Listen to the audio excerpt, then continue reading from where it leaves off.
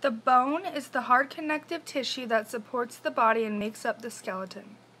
The periosteum is a dense layer of vascular connective tissue enveloping the bones except at the surfaces of the joints. The joint cavity contains synovial fluid and is the space between bones that is encapsulated by the synovial membrane and articular cartilage. Articular cartilage is the cartilage covering the articular surfaces of the bones forming a synovial joint. Synovial membrane is a layer of connective tissue that lines the cavities of joints. Synovial fluid is a fluid that lubricates joints.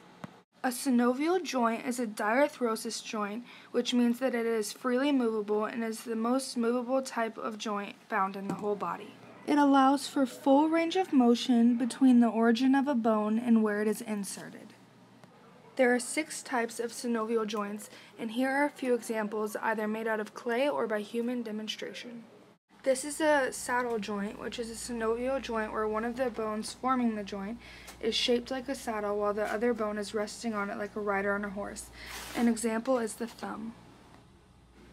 The condylar joint is a joint that permits movement in 2 planes, allowing flexion, extension, adduction, abduction, and circumduction.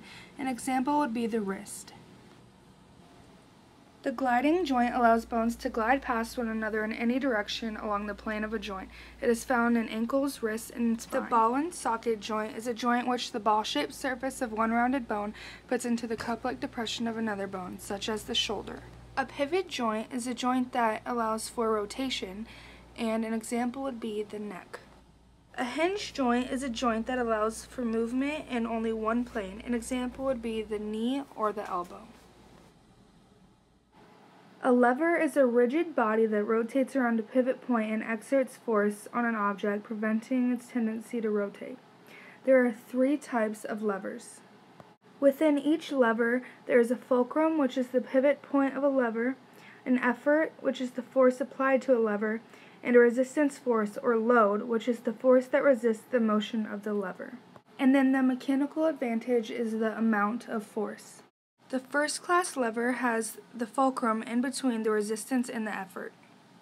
An example would be a person nodding their head. The posterior neck muscles provide the effort, the atlanto-occipital joint is the fulcrum, and the weight to be lifted is the facial skeleton. The second-class lever has the resistance between the fulcrum and the effort. An example would be when you stand on your tippy toes. The effort is the calf muscles pulling upward on the heel, the joints of the ball of your foot are the fulcrum, and the weight of the body is the load. The third-class lever is most of the joints in the body. The effort is between the resistance and the fulcrum. An example of this would be flexing the forearm.